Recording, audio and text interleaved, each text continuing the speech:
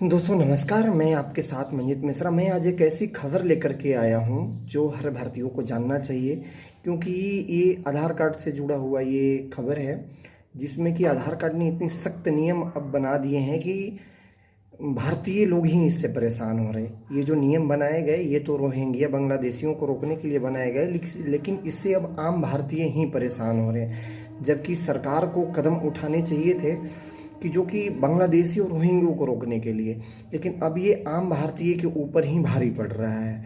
आप आधार सेंटर जाइए, छोटे छोटे बच्चों को अगर आपको नई आधार कार्ड बनाने हो तो सबसे पहले ही आपसे इतनी सारी डॉक्यूमेंट मांगे जा रहे हैं कि जो आप आम भारतीयों को यहाँ पे भारत में रहते हुए भी उनको उपलब्ध कराना बहुत सारी मुश्किल का सामना करना पड़ रहा है एक आम भारतीय को। अगर जो रोहिंग्या बांग्लादेशी हो वो तो आसानी से सारी डॉक्यूमेंट भी उनके बन जाते हैं और आधार कार्ड भी वो बनवा रहे हैं, राशन कार्ड भी उनके साथ है। जबकि अभी आप सभी को पता होगा कि कई सारे जगह उनकी गिरफ्तारियां भी हुई, उनके पास सारी साक्ष्य मिले।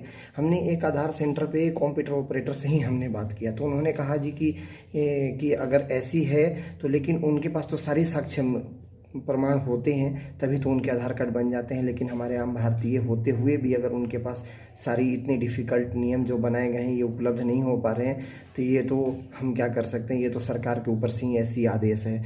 जबकि कई लोगों की ऐसी हमारे साथ शिकायतें आई। हमने अपने एनजीओ के माध्यम से गृह मंत्री जी को भी पत्र लिखा, लेकिन उसका कोई ठोस रिजल्ट नहीं निकला, क्योंकि ये जो नियम के सख्त बनाए गए हैं ये रोहिंग्या के लिए बनाए गए हैं। गृह मंत्रालय ने तो ये कहा कि घुसपैठियों को लिए हमने ये सख्त नियम बनाए हैं, लेकिन अब इससे आम भारतीय ही परेशान हो रहे हैं। तो हमें आप सभी